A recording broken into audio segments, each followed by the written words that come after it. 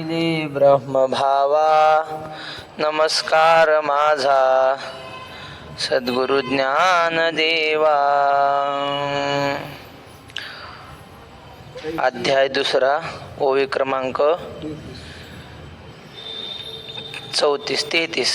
देवा संत वृंद नमस्कारी जे, का घडे तरी पूजिजे, हे वाचून केवी निंदिजे स्वये वाचा. अर्जुन देवाला सांगतो, देवा व्यवहार असा आहे, नियम असा आहे की साधू संतांना नमस्कार केला पाहिजे, साधू संतांची पूजा केली पाहिजे. काल आपण पाहिलं, ज्ञानेश्वर महाराजांची पूजा केल्यानंतर तो कराडचा रामदेव राजा, त्याला मेलेल्या पुत्राची प्राप्ती झाली, म्हणजे त्याचा पुत्र जिवंत झाला संतांची पूजा केली तर. हे वाचून केवी निंदिजे स्वये वाचा. मग संतांची पूजा करण्याऐवजी जर आपण त्यांची निंदा करू लागलो तर ते योग्य नाही. संतांची निंदा करणं योग्य नाही. काय होतं संतांची निंदा केल्यावर? हरिजनाची कोणा न घडावी निंदा.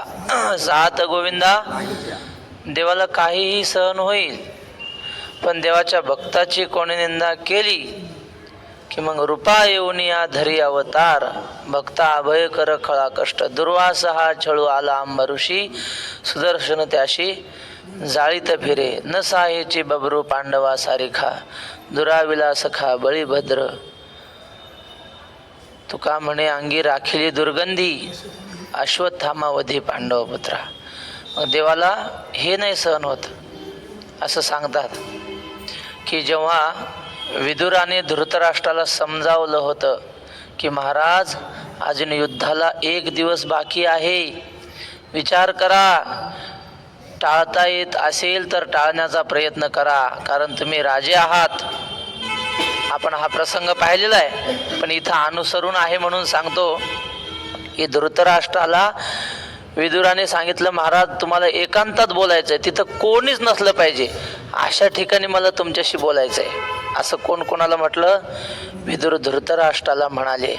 हे दुर्योधनानं ऐकलं. दुर्योधन म्हटला, एकांतात बोलायचं म्हणजे काहीतरी गुपित असणार. दुर्योधन चॅप्टर होता. त्याने काय केलं, बापाच्या पलंगाच्या खाली जाऊन बसला धृतराष्ट्राच्या. विदुर आले रात्रीच्या वेळी आणि सांगितलं, महाराज मी आपल्या पाया पडून सांगतो की युद्ध कोणाच्याच कल्याणाचं नाही, पांडवाच्याही कल्याणाचं नाही, तुमच्याही नाही.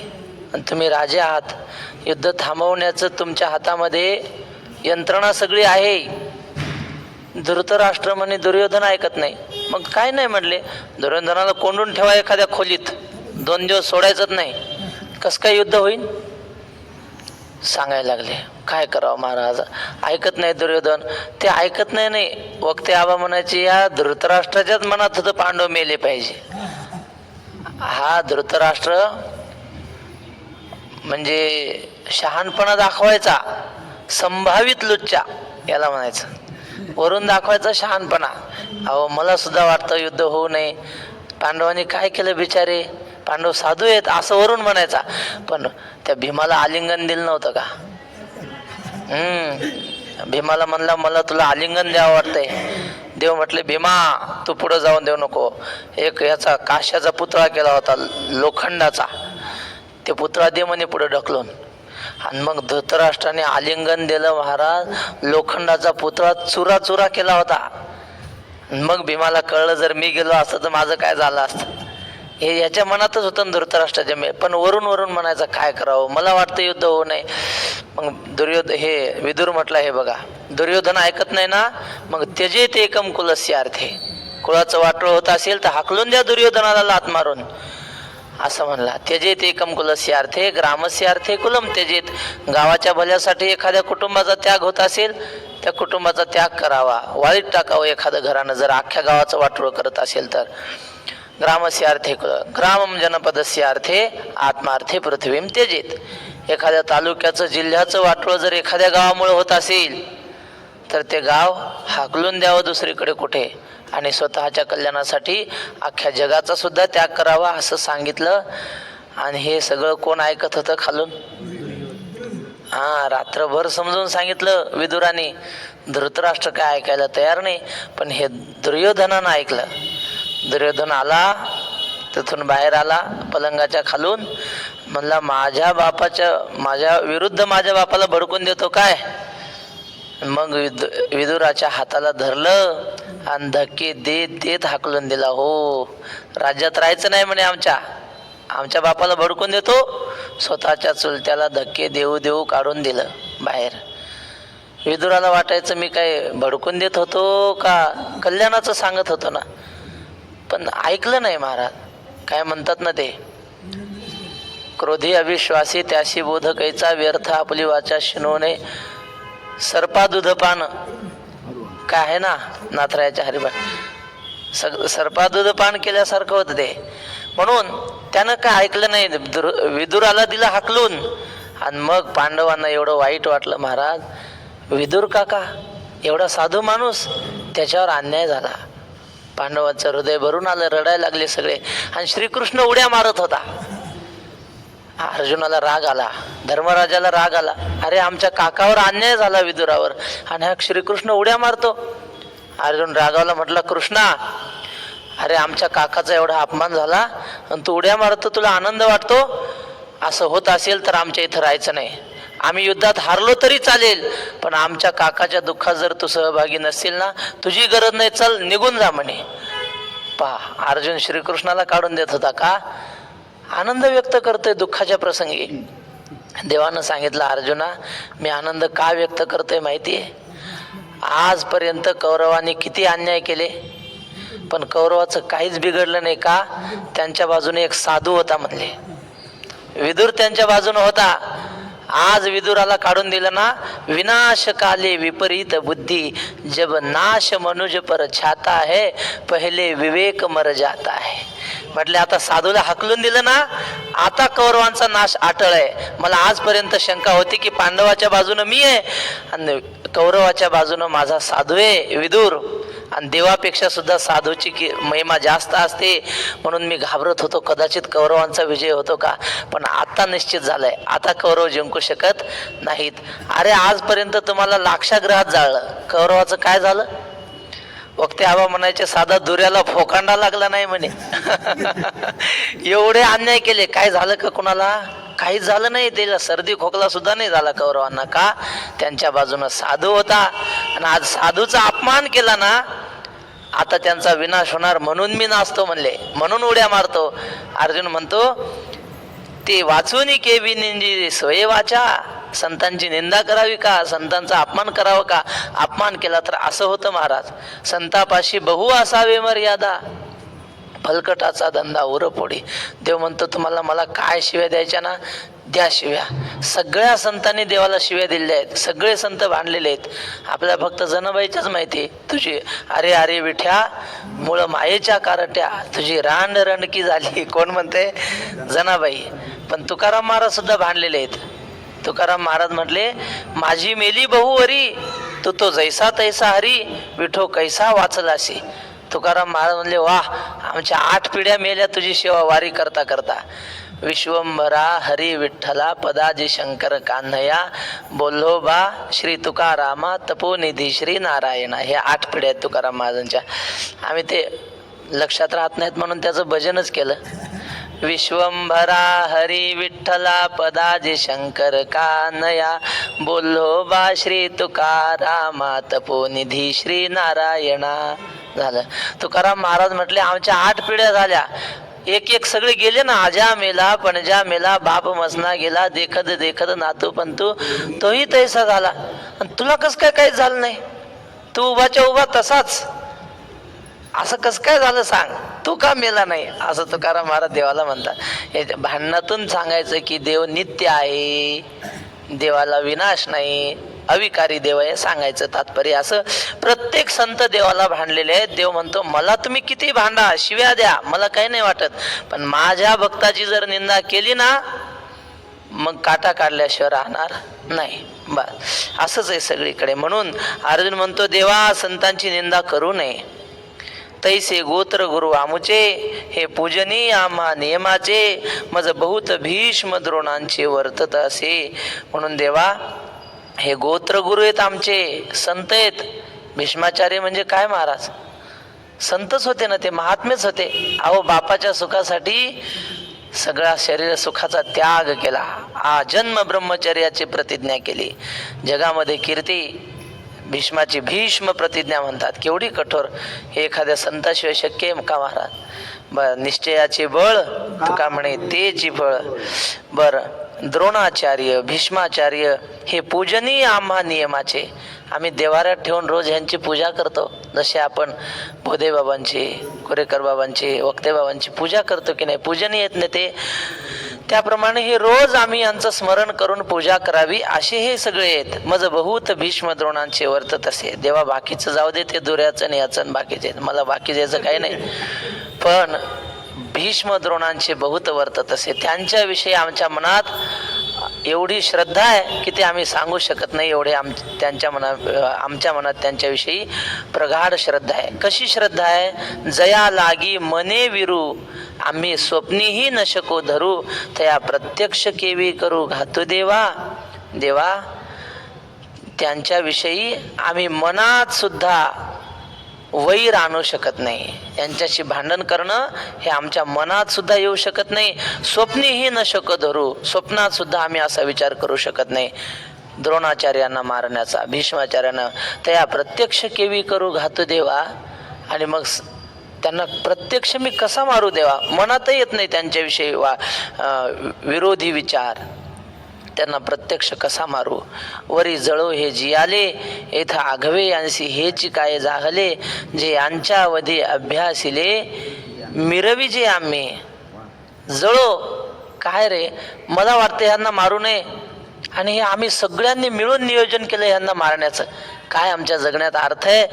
जळो हे जियाले, आमचं जीवन जळो. येथ आघवे यांसी हेची काय झाले. बरं मला हे वाटतं माझ्या भावाला कसं समजत नाही? धर्मराज तर जाणते आहेत ना माझ्यापेक्षा, वयाने मोठे ज्ञानाने मोठे, त्यांना कसं कळत नाही? बरं सगळ्यांनाच ही कशी काय दुर्बुद्धी सुचली? जे यांच्या अवधी अभ्यासिले मिरवीजे आम्ही आजपर्यंत अभ्यास केला, त्यांच्यापाशी राहूनच केला धनुर्विद्येचा अभ्यास. आणि मग आता तो अभ्यास, त्या अभ्यासाने काय करायचं?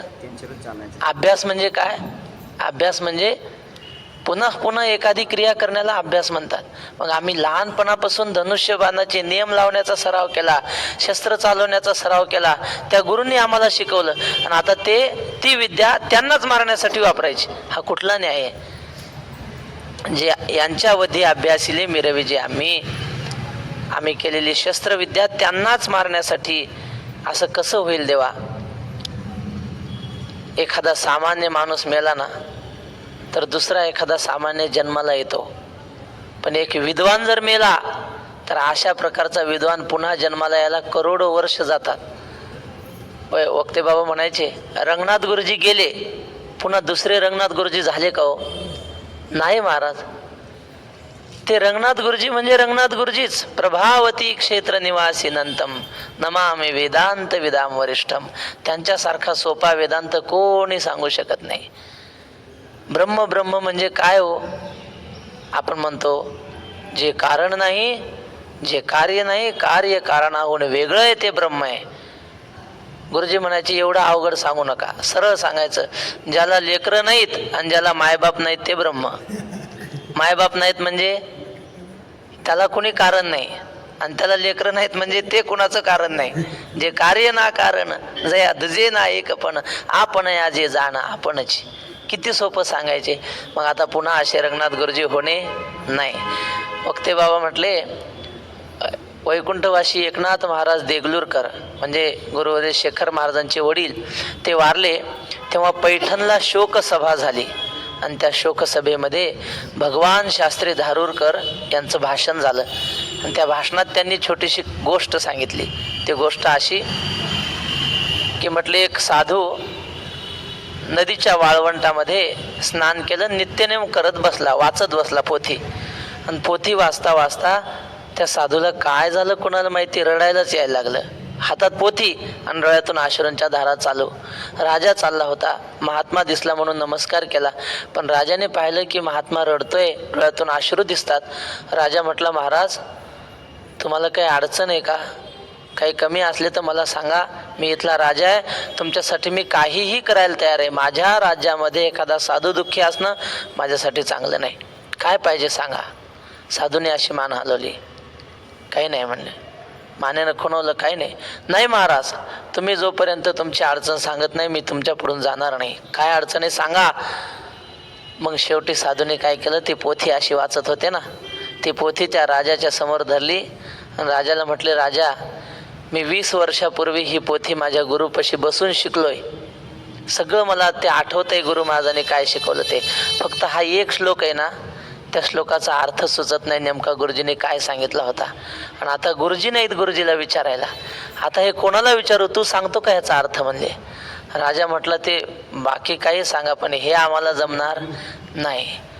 वक्ते बाबा सांगायचे, हे एक विद्वान गेला ना संपलं महाराज. तसा विद्वान पुन्हा करोडो करोडो वर्ष होत नसतो. अर्जुन म्हणतो, देवा हे सामान्य नाहीत, भीष्म द्रोण हे जर गेले तर अशा प्रकारची माणसं पुन्हा निर्माण व्हायला करोडो वर्ष जातील. मग आम्ही केलेला शस्त्रविद्येचा अभ्यास, त्या अभ्यासाने आमच्या गुरुवर्यांना मारायचं का? मी पार्थ द्रोणाचा केला, येणे धनुर्वेदू मज दिदला. अरे जगामध्ये कीर्ती आहे महाराज धनुर्धारी अर्जुन म्हणून. कोणामुळं? कोणी करून घेतलं? हे सगळं माझ्या गुरुवर्यांनी द्रोणाचार्यांनी माझ्याकडून अभ्यास करून घेतला. माझी जगामध्ये कीर्ती केली, त्यांनी मला धनुर्वेद शिकवला. तेणे उपकारे काय आभारेला वधितया ते. आणि मग त्यांचा उपकार फेडण्यासाठी मी काय त्यांना मारू का? काय देवा हे, जेथेची कृपाला हे जे वरू, तेथेची म्हणे व्यभिचारू, तरी काय मी भस्मासुरू अर्जुन म्हणे. पुराणातला दाखला दिला. म्हटले, महादेव स्मशानेश्वा क्रीडा स्मरहर पिशाचा सहचरा श्चिता भस्मालेपस्रगपि नृकरोटी परिकरा अमंगल्यम शीलम तव भवतु नामैव मखिलम तथापि स्मरतॄणाम वरद परमं मंगलमसी. त्या महिम्न स्तोत्रामध्ये महादेव स्मशानात राहतात आणि रोज अंगाला भस्म लावतात चितेचं. पण ते रोज नवीन चितेचं पाहिजे, म्हणजे ताजं भस्म पाहिजे, ताजं. आता रोज कुठून माणसं मरतील?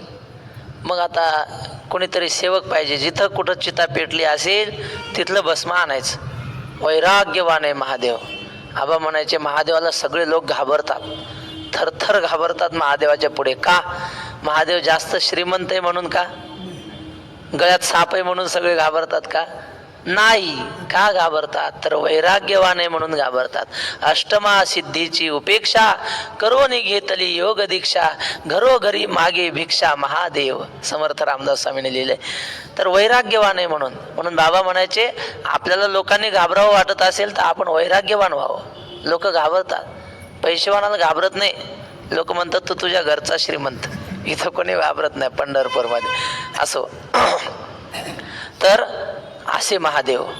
काय सांगत होतो मी तुम्हाला? भस्मासूर सांगत होता, बरोबर. तर ते महादेव रोज चिता भस्म लागायचं. मग आता रोज कुठून आणायचं म्हणले, कोणीतरी पाहिजे. मग त्यांनीच एक यक्ष काय म्हणा एक निर्माण केला राक्षस, आणि त्याला सांगितलं, बाबा मला तेवढं भस्म आणून देत जा रोज. त्याने सुरू केली सेवा. पण ते रोज जा कुठंतरी, कोण माणूस मेला का हो तुमच्या गावात, किती वाजता अंत्ययात्रा आहे, किती वाजता पेटवून देणार आहेत, ते सगळं त्याला टेन्शन यायला लागलं. कुठं एवढं कुठं करत. देवाला म्हणला, देवा लय ताण होतं राव, काही जरा उपाय सोपा सांगा. काही नाही म्हणले, मग तुला एक मी आशीर्वाद देतो, तू ज्याच्या डोक्यावर हात ठेवशील ते भस्म होऊन जाईल, आणि तेच भस्म आणायचं. मग काय आहे नक, लय लांब कशाला जायचं, जो मानून देतला डोक्यावर हात ठेवला की भस्म चला घेऊन. पण कालांतरानं त्याला जरा हुशार झाला तो. तर मला ही नोकरी काय कामाची, मालक होणं चांगलं का नोकर होणं चांगलं? नोकरी सोडून द्यायची आता.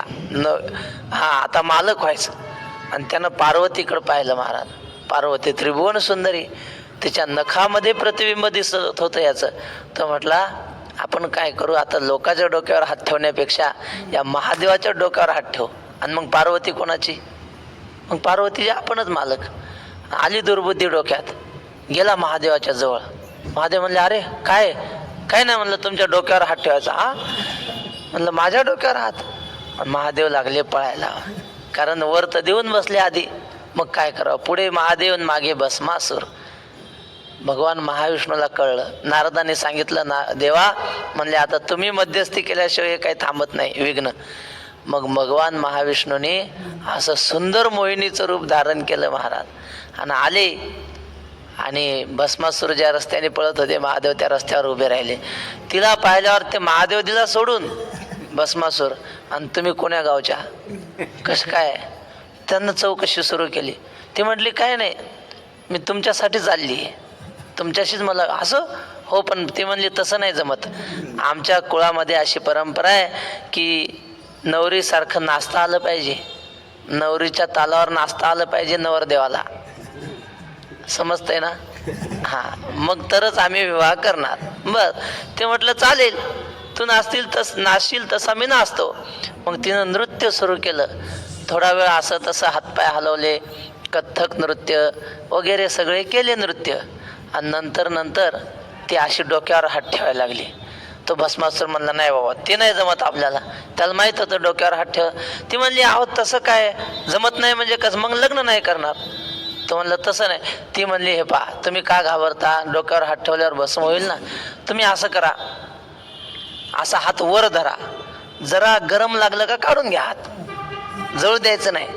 थोडं आणखी खाली करा, गरम लागले काढून घ्या ना, जळायची शंका आली तर काढून घ्या हात. आणि मग काय बोलला तो. नाचता तिनं ते स्वतःच्या डोक्यावर हात ठेवला की यानं ठेवला, हात ठेवला की भस्म झाला. मोहिनीच्या प्रमाणे काय काय मोहिनीच्या संगे भस्मासूर मेला. पुढं जाऊ द्या, मेल्यावर काय भस्म झालं, त्या संपला. काय सांगत होतो, अर्जुन म्हणतो, ज्या महादेवानं त्याला वरदान दिलं होतं एवढं मोठं, त्याच महादेवाच्या डोक्यावर हात ठेवायला निघाला हा. तसा माझ्या गुरुने मला एवढं मोठं केलं, धनुर्धर म्हणून कीर्ती जगात केली, त्याच गुरुला मी मारू का? आणि मारायला मी काय भस्मासूर आहे का देवा? जेथीची या कृपा लाहिजे वरू, ही ओवी फार महत्वाची आहे. कदाचित आपली पाठही असेल, नसेल तर पाठ केली पाहिजे, अशी ओवी आहे. जेथीची या कृपा लाहिजे वरू, तेथेची म्हणे व्यभिचारू, तरी काय मी भस्मासुरू अर्जुन म्हणे. ज्या गुरुकडे आपण एक शब्द जरी शिकलो असेल ना, त्या गुरुचा द्रोह केला तर ब्रह्महत्येचं पाप लागतं असं म्हणतात. एक अक्षर काही का शिकत असताना नाथ महाराज तर म्हणतात, जो जो जयाचा घेतला गुण, तो तो म्या गुरु केला जाण, गुरुशी आले अपारपण, जग संपूर्ण गुरु दिसे. कुणाकडून काहीतरी घेतलेलंच असतं महाराज, आपण आपल्या मनाचं काहीच नसतं. आता आपण जे बोलतोय कुणाच तरी ऐकलेलं असतं, मग ते सगळं जोडून बरोबर येतं बोलताना. पण ज्याच्याकडून आपण थोडं जरी शिकलो असलो, त्याचा द्रोह करणं शास्त्राला मान्य नाही. गुरुद्रोह म्हणजे फार मोठं पाप आहे. आता श्लोक आलाय 5वा. गुरु न हत्वा हि महानुभावान, श्रेयो भोक्तुं भैक्ष्यमपि लोके, हत्वार्थ कामांस्तु गुरूनिहैव, भुञ्जीय भोगान् रुधिर प्रदिग्धान्. महानुभावान गुरून् हत्वा इहलोके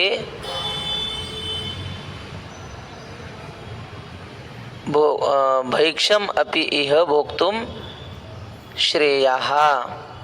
अर्जुन म्हणतो, देवा, हे अत्यंत अधिकाराने मोठे असलेले आमचे गुरु, यांना मारून या लोकामध्ये आम्हाला काय कल्याण होणार आहे आमचं? हत्वा अर्थ कामांस्तु गुरूनिहैव, रुधिर प्रदिग्धान भोगान भुंजीय. आमच्या गुरूंना मारून बरं मिळायचंय तरी काय? त्यांच्या रक्तानं माखलेले भोग आम्ही भोगावे का? त्यापेक्षा अर्जुन म्हणतो, भैक्षम अपि इह लोके श्रेया, या लोकामध्ये मी भिक्षा मागून जगीन, पण यांच्या रक्ताने माखलेले भोग भोगणार नाही.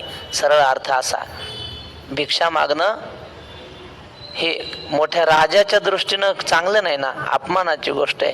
भिक्षा कोणी मागावी त्याचंही शास्त्र आहे. श्रीमंत माणूस आहे आणि 5-5 रुपये वर्गणी द्या, कशाला?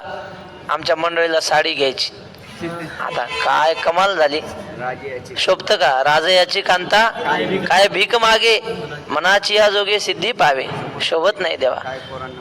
हा, समर्थाची कांता काय कोरानं मागे, आणि माझी या भक्ता संसाराची चिंता काय. समर्थाची कांता कोरानं मागे. समर्थाची कांता म्हणजे राजाची राणी कधी भिक्षा मागत नाही. पण अर्जुन म्हणतो देवा मान्य, आम्ही भिक्षा मागणं आम्हाला शोभत नाही राजाला, पण ते सुद्धा आम्ही भिक्षा सुद्धा मागू, भीक मागून जगू, पण आमच्या गुरूंना मारून आम्ही राज्य भोगणार नाही. देवा समुद्र गंभीर ऐकिजे, वरी तो ही आहाच देखिजे, परीक्षोभूमनी नेणिजे द्रोणाची ये. देवा द्रोणाचार्य म्हणजे काय सांगू, किती गंभीर स्वभाव आहे. उथळ नाही ते. उथळ म्हणजे ज्ञानेश्वर महाराज म्हणतात काही माणसाचे उथळ स्वभाव असतात. उथळ स्वभाव म्हणजे त्यांना सांगायचं फक्त, हो ते माणूस तुमच्याविषयी असं असं म्हणला, हा लगेच दांडकं घेऊन निघतो मारायला. उथळ स्वभाव. माऊलीने लिहिले 13व्या अध्यायात अज्ञानाचं लक्षण. पाऊ सुदलिया सवे, जैसे थिल्लर कालवे, तैसा भयाचे नावे गजबजे जो. डबकं असतं की नाही छोटंसं रस्त्याला पाण्याचं डबकं, त्यात पाय पडल्याबरोबर सगळं पाणी गढूळ होतं, कारण ते खोली नसते ना त्याला. पाय पडलं की लगेच पाणी गढूळ.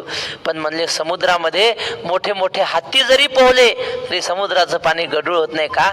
तेवढी खोली आहे त्याला, ते एवढ्या लवकर गढूळ होत नाही. तसे काही माणसाचे स्वभाव खोल असतात, गंभीर असतात समुद्रासारखे. म्हटले देवा समुद्र खोल आहे असं म्हणतात लोक, समुद्र गंभीर आहे की जे, पण म्हटले त्या समुद्रापेक्षा सुद्धा माझे गुरु अत्यंत खोल. तू काय मधुरा वाणी होती आणि तुका म्हणे वाव पोटी. त्यांचं हृदय फार विशाल आहे, समुद्रापेक्षा सुद्धा मोठं आहे. कधी कधी समुद्र सुद्धा खवळतो, सुनामी येतात ना त्याला, मग काय त्याच्या गंभीरपणाचा अर्थ राहिला, तो सुद्धा खवळतो.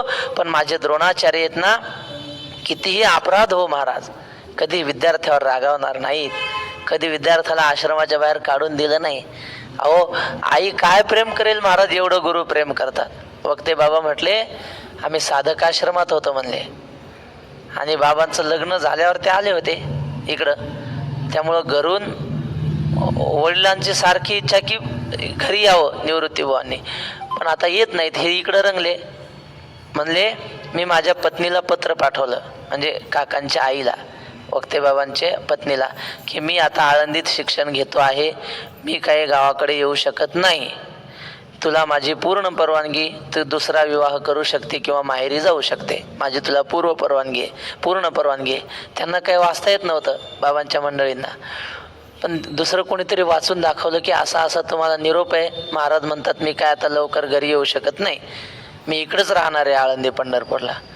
महाराज त्याही पतिव्रता होत्या, त्या म्हटल्या पुन्हा पत्र पाठवा त्यांना की तुम्ही तिकडंच राहिले तरी चालेल, पण आता तुमच्या नावाने एकदा कपाळाला कुंकू लावलं ना, आता हे कुंकू मी पुसणार नाही. असं पत्र आलं तिकून. म्हणजे आपल्या समोर आहेत चिरंजीव त्या मातेचे काका, त्यांनी परत तिकून पत्र पाठवलं, तसं काही सांगू नका, तुम्ही कधी या, पण मी माहेरी जाणार नाही.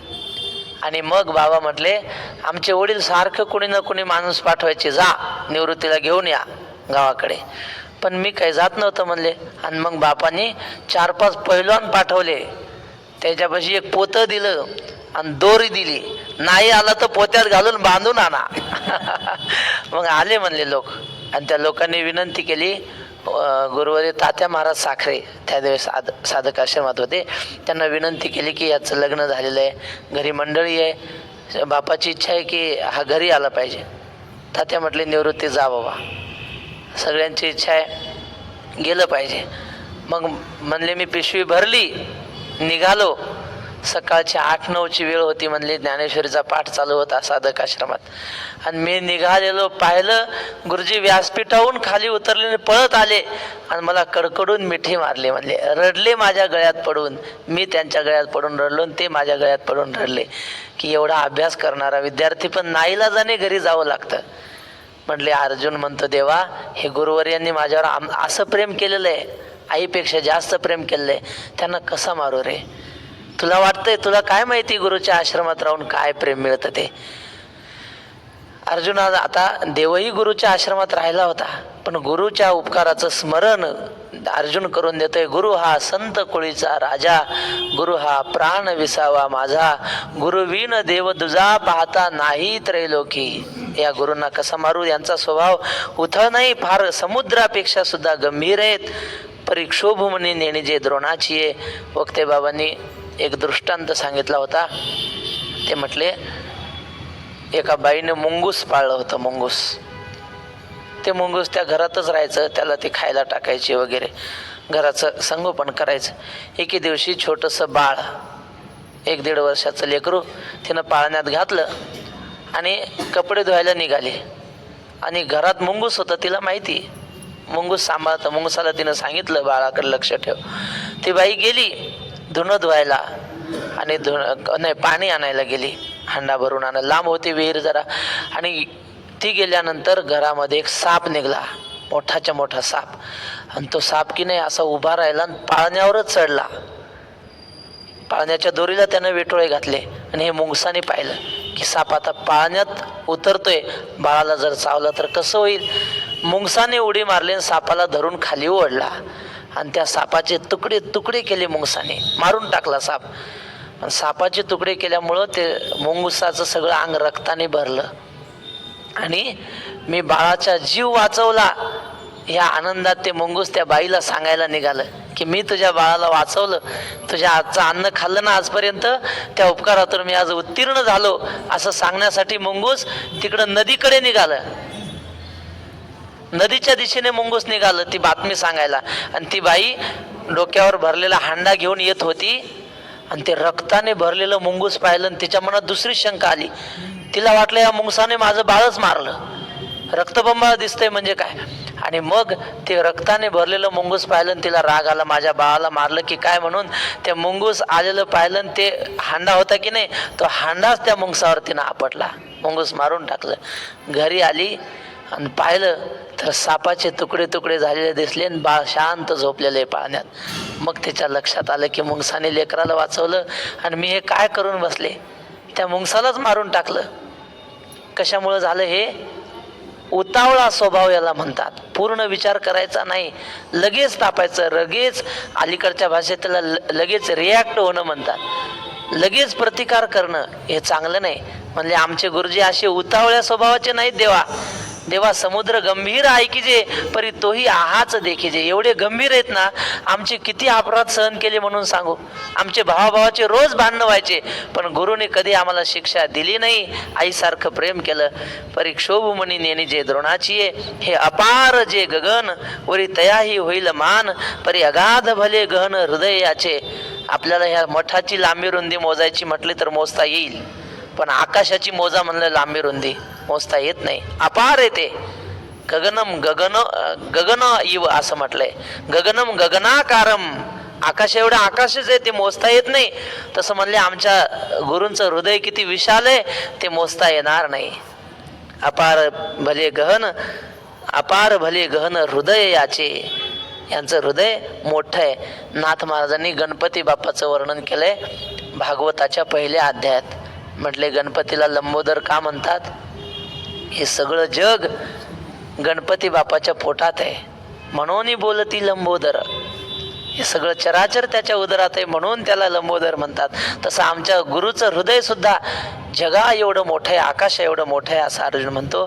परी वरी अमृत ही विटे की काळवशे वज्रही फुटे परी मनोधर्म न लोटे विकर विलाही. कधी म्हणले अमृत सुद्धा कधीतरी विटू शकेल.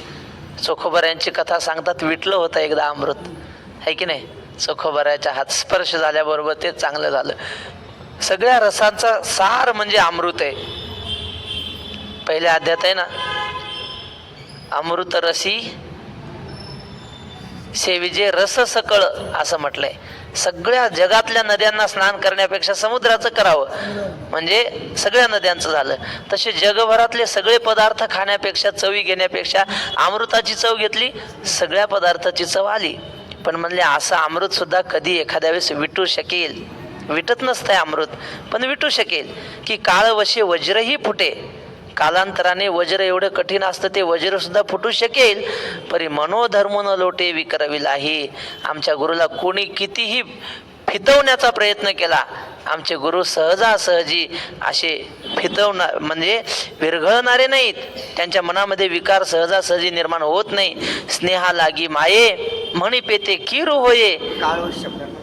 काळवशे म्हणजे कालांतराने. काय असतं, आता एखादं घर बांधलं, चांगलं बांधलं, पण ते किती दिवस चांगलं राहील. श्री गुरु शंकर महाराज खंदारकरांची गोष्ट काल स्वामींनी सांगितली. ते म्हटले एका माणसाने बंगला बांधला, खूप सुंदर बंगला बांधला, आणि मग मोठा कार्यक्रम ठेवला. ते असतं ना, काय म्हणतात त्याला, वास्तुशांतीचा कार्यक्रम. हे सगळे लोक, तालुक्यातले सगळे मोठी मोठी माणसं बोलावली, आणि त्यात एक साधू आले. त्या साधूला घेतलं त्याने बरोबर, आणि प्रत्येक घरातली खोली दाखवू लागलं. बघा महाराज, हे इकडं ही खोली आहे. खंदारकर महाराज म्हणायचे 12 संडास बांधले होते, राहायला एकटाच घरामध्ये. मग ते दाखवायचा, महाराज बघा ही खोली आहे, काही चूक असेल तर सांगा. तुम्ही जर म्हणले ना चूक आहे, धडा धडा पाळतो म्हणले आता सगळा बंगला, आणि पुन्हा बांधतो, आपल्याला पैशाला कमी नाही.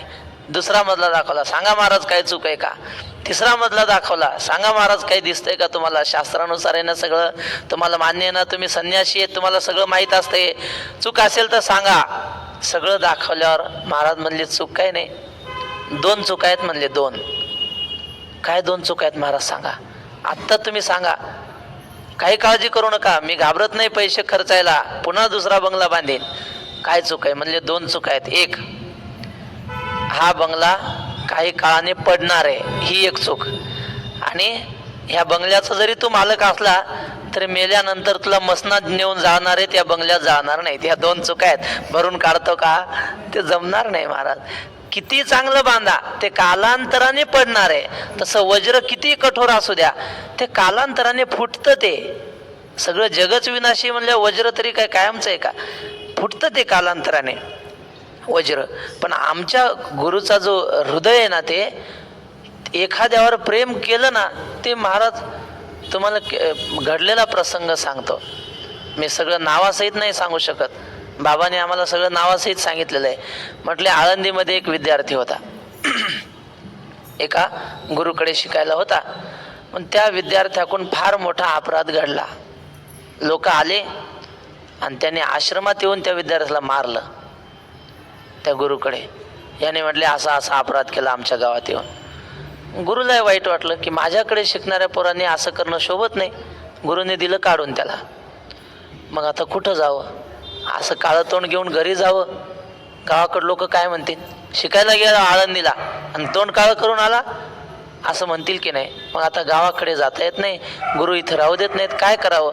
मग कोणीतरी सांगितलं जा म्हणले, साधक आश्रमात तात्या महाराज साखरे होते, त्यांच्याकडे जा. मग हा गेला, म्हणला महाराज मला शिकायचं आहे. आधी घडलेलं काही सांगितलं नाही. आणि त्या लोकांना कळलं की त्या साखरे महाराजाच्या इथं हा राहतोय. तिथं ती लोक आली मारायला. तात्या महाराज म्हटले ते आधी काय घडलं असेल मला माहीत नाही, पण आता तो माझ्या आश्रयाला आलाय ना, अंगाला हात लावायचा नाही म्हणले. त्याच्या लोकांना दिलं काढून. आणि पुढे तो मुलगा एवढा मोठा विद्वान झाला अभ्यास करून की त्याने हजारो विद्वान घडवले वारकरी संप्रदायात. मला सांगा, जर तात्या महाराजांनी त्याला सांभाळलं नसतं तर पुढे परंपरा घडली असती का विद्वानांची. कशामुळं सांगितलं हे, हा कितीही यांना खवळून देण्याचा प्रयत्न केला ना, विद्यार्थ्याविषयी हे कधीच मनात वितुष्ट आणणार नाहीत. वैकुंठवासी बंकट स्वामी तसे होते बघा, विद्यार्थ्यांना घेऊनच फिरायचे महाराज कार्यक्रमाला आणि आईसारखं मुलावर प्रेम करायचे. विद्यार्थ्यावर स्नेहा लागी माये म्हणी पेते किरू होये, परी कृपा ते मूर्त आहे द्रोणी ये. प्रेम करण्याच्या बाबतीत आईच्या प्रेमाला तोड नाही जगात. काल आपण पाहिलं आई वडिलांचं महत्व. असं सांगतात कोणीतरी एक मुलगा त्यानं बायकोच्या नादानं माईला मारून टाकलं. मथारी होती, मुंडकच तोडून टाकलं रात्री. मग आता घरात ठेवता येत नाही, पोत्यात भरलं ते माईचं शरीर आणि घेऊन चालला नदीत विदीत टाकून द्यावं म्हणे. आणि ते पोत्यात खांद्यावर घेऊन चाललं पोतं. अचानक पोलिसांची गाडी फेरी मारायला आली आणि त्यांना पोलिसांना दिसलं पोत्यातून रक्त गळताना. धरलं त्याला. काय रे त्याच्यात विचारलं. कळालं पोलिसांना खून केला याने, असं मारायला सुरुवात केली त्या पोलिसांनी. असं म्हणतात की त्या मेलेल्या माईला वाचा फुटली. ती म्हटली, ए साहेबा, अरे मारलं, मला मारलं ना, माझ्या पोराला अजिबात मारायचं नाही. तुला काय म्हणले त्रास त्याचा? मला मारलं, माझ्या पोराने मारलं, तू त्याचा त्रास घेऊ नको, मारू नको माझ्या पोराला. याला आईचं प्रेम म्हणतात. प्रेम करण्याच्या बाबतीत आई सर्वश्रेष्ठ आहे. पण अर्जुन म्हणतो, देवा, आईच्या सुद्धा प्रेमाला फिकं पाडेल आमच्या आई एवढं प्रेम आमच्या गुरुनी आमच्यावर केलंय. आपुल्याचा कळवळा आणि कबाळावर. आई प्रेम करते, पण तिच्या पोरावरच तेवढं करते. दुसऱ्याच्या पोरगा आला आणि पोराचा मित्र आला, पोराला एक लाडू देते आणि त्याच्या मित्राला अर्धा देते.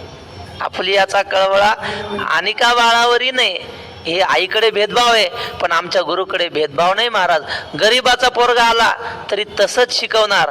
किती द्रोणाचार्याचं हो, स्वतःच्या पोराला ब्रह्मास्त्र शिकवलं नाही पूर्ण, फक्त टाकायचं शिकवलं, आवरायचं शिकवलं नव्हतं अश्वत्थाम्याला, आणि अर्जुनाला पूर्ण शिकवलं होतं. याला म्हणतात आईपेक्षा सुद्धा जास्त प्रेम करणं. असं आमचे गुरुवर्य आहेत. म्हणिपेद परी कृपा ते मूर्त आहे द्रोणीय. द्रोणाचार्य म्हणजे मूर्तिमंत कृपा आहे त्यांच्या ठिकाणी, असं अर्जुन म्हणतो. हा कारुण्याची आधी सकल गुणांचा निधी, विद्या सिंधू निरवधी. अर्जुन म्हणे, देवा, कारुण्य म्हणजे दया, दयेचा जन्मच यांच्यापासून आहे. सकल गुणांचा निधी, सगळ्या गुणांचे साठा, सगळ्या गुणांचा सागर आहेत. म्हणजे काय येत नाही यांना, द्रोणाचार्यांना? संगीत येतं, धनुर्विद्या येते, वेद कळतात, शास्त्र कळतात, नीतिशास्त्र, सगळे गुण यांच्याकडे आहेत. गुणांचा निधी, विद्या सिंधू निरवधी. अर्जुन म्हणे, विद्यांचा समुद्र आहेत, अपार समुद्र आहेत, असा अर्जुन म्हणाला. हा येणे माने महंतू, वरी आम्हा लागी कृपावंतू. आता सांग पायथ घातू चिंतू येईल. एवढे हे सगळे मोठे असताना, आमच्याविषयी त्यांच्या मनात कृपा असताना, आता सांग पायथ घातू चिंतू येईल. जेव्हा द्रोणाचार्यांना दुर्योधनाने सांगितलं ना, तुम्ही सेनापती व्हायचं कौरवांच्या सेनेचं, ते म्हणले मी सेनापती होतो, पण अर्जुनाला नाही मारणार, बाकी सगळ्यांना मारेल, अर्जुनाला मारणार नाही. ठाम सांगितलं, दुर्योधनाच्या बाजूने असून सुद्धा. याला म्हणतात प्रेम, कारण त्याला तेवढं प्रेमानं शिकवलंच होतं ना महाराज. मग अर्जुन म्हणतो, एवढं आम्हाला की कृपावंतू, एवढं आमच्याविषयी त्यांच्या मनात प्रेम आहे, त्यांना कसं मारू, असं अर्जुन म्हणतोय. राहिलेला विषय उद्या पाहू. पुंडलिक वरदा हरी विठ्ठल श्री ज्ञान